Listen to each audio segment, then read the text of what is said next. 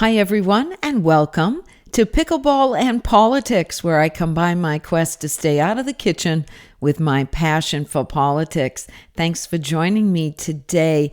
We always start with pickleball, as you know, and I haven't played since I talked to you last because we've had a whole lot of rain and the courts are soaking wet, puddles everywhere. And so I am not going to risk injury, so I have not played. Hopefully in the next day or two, they will dry out.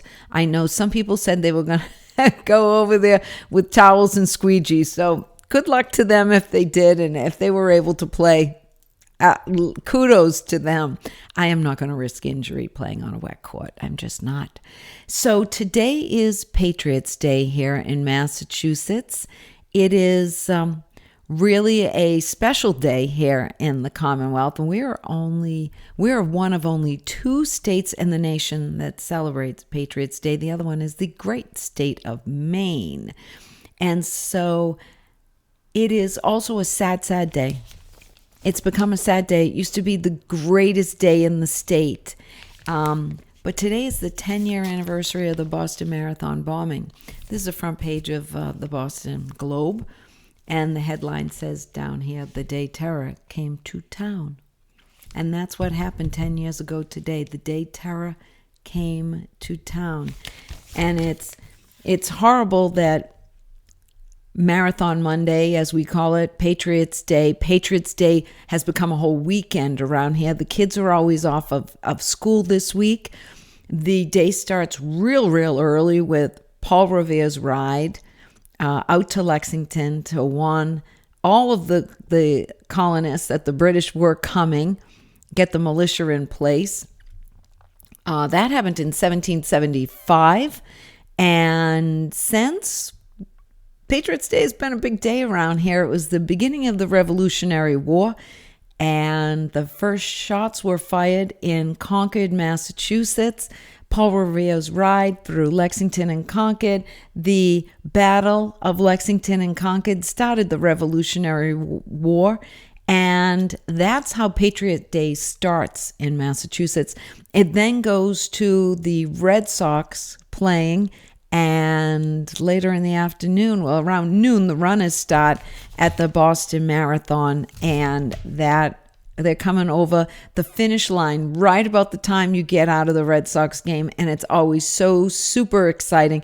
I've been to a couple of Sox games the day that the marathon is, and it's just great. You get out of the game, hopefully the Sox have won, and then you're watching all the runners come across the finish line on Boylston Street. And sadly, on this day 10 years ago,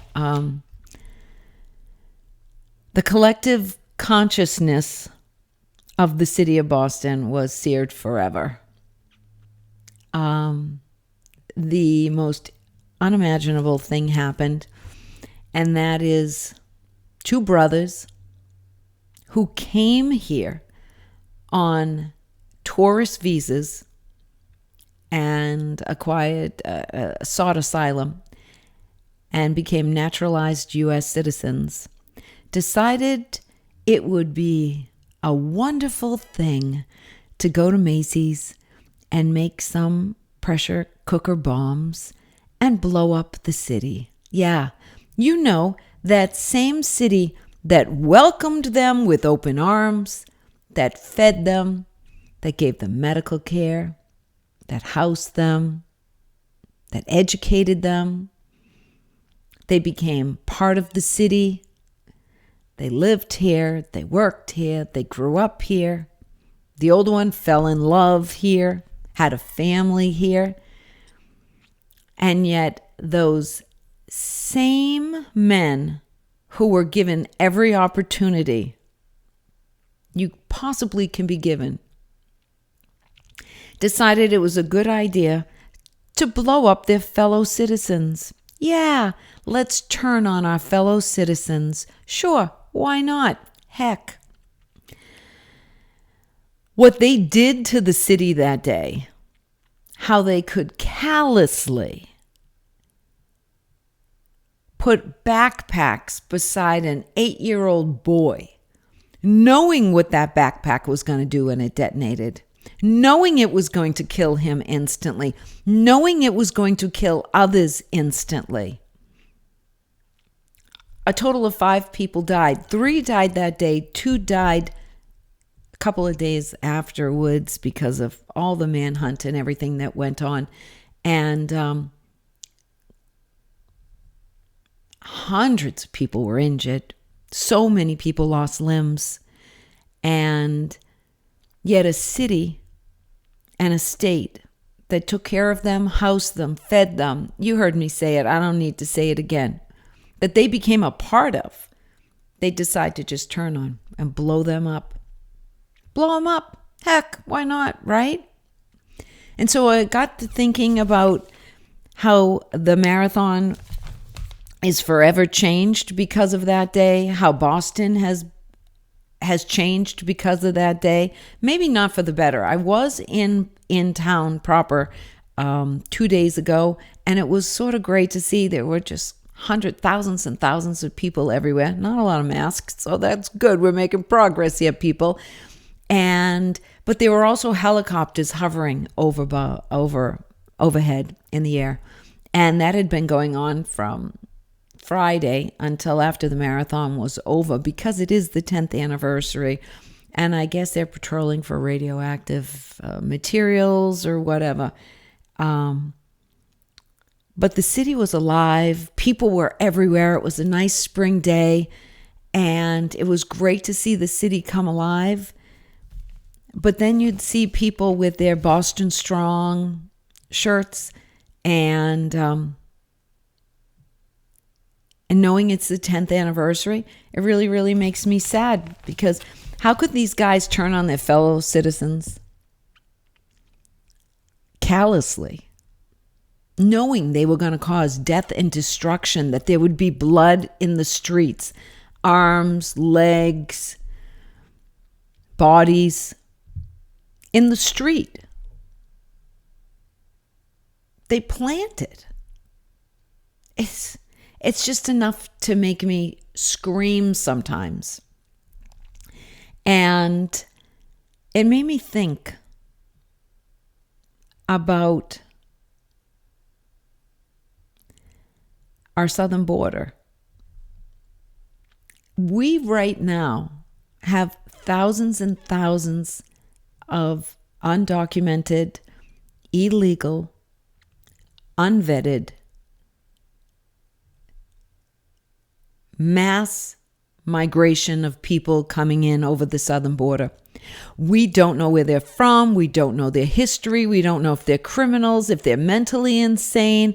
We don't know anything about him at all. Sure, they love to show the little family with, 2 little girls and the mom and the dad, and they just want a better life. I get it. But I see a lot of 20, 22-year-olds coming over, perfectly healthy men. There's no wife, there's no kids. They're coming. It's like we're importing an army. And what do they do at the border? They get a little notice. Oh, you're going to appear in 4 years at this court, wherever. Good luck. Have fun. We don't know who they are. We have no idea who these people are. And the idea that we had asylum seekers in these brothers who blew up the marathon 10 years ago today, and they were completely assimilated into society, had been educated here, lived here, fed here. We fed them, we clothed them, we housed them, we educated them, and they turned on us in a minute with no regard for the human life that they were going to take. What's going on at the southern border right now? Who's coming in? Who is going to be the next Chechen brothers? Who? I mean, why we allow this to continue at the southern border is beyond me. And we just need this right here, the 10-year anniversary of the Boston Marathon, to remind us why our borders need to be shut and secured, and we need to know who is coming into this country. Because these two came in a tourist visa and asked for political asylum. How many other people are coming in looking for political asylum, or just walking over and saying, here I am, take me or leave me? And our government allows it to continue. Our politicians allow it to continue. The border agents, I feel so bad for them because they're really, really strapped with all of this. But we knew who they were. We knew who these guys were. We knew who these brothers were. They came here. They were legal. They were naturalized. We have no idea who is coming in over that border every single day. Right now, there could be two brothers coming over, and they might do the same exact thing. I'll tell you, it is not a good thing to think about, knowing that there are criminals and mentally ill people right this minute walking over our border. And shame on our government for allowing it to happen. It's actually treasonous as far as I'm concerned, because they're not thinking about either one of our safeties.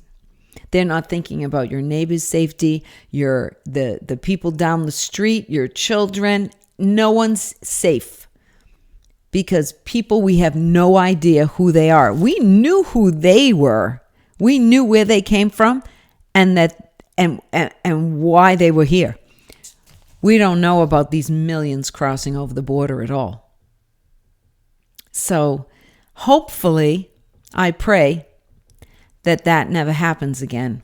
And hopefully it won't be from some illegal who is marching over the border right now that has convinced so many that they're just here looking for a better life. Let's hope that's true. And let's hope we don't have another Boston Marathon. I hate that the day has been hijacked by that horrible, horrible bombing that happened 10 years ago today. Sad. But it will always be a great day, Patriots Day, because it's the day in 1775 that the war against the British started with the Revolutionary War. And we always have a Red Sox game, and we have the marathon. And tonight, we are going to have a Bruins game. So that will be the good part. And say a little prayer for all of those lives still being affected by the Boston Marathon. I am sure there are many people out there that still have a very, very hard day today. Have a very hard time with today. The dink of the day is for those who forget. Yeah, those who forget. Those who forget about 9/11, who forget about Pearl Harbor, who forget about Oklahoma City, who forget about Boston, and they just go about their day thinking, oh, la-di-da, everything's fine. And Memorial Day isn't about remembering the fallen. It's about, oh, what are we having for the barbecue? No, let's remember everyone who has died. Whether it's the Boston bombing, the 9/11, countless wars, we have to remember, because those who forget allow history to repeat itself. So let's not have that happen again. Anyways, you can get me on Getter at Pickleball and Politics. You can get me on Instagram at Pickleball and Politics. You can reach me on Twitter at Pickleball and Paul. Please go to my website. It's pickleballandpolitics.com. Until next time, say a little prayer for this country. Say a little prayer for America. Say, count your blessings. How's that? All right. It was great seeing you again. Until next time, thanks for joining me on Pickleball and Politics.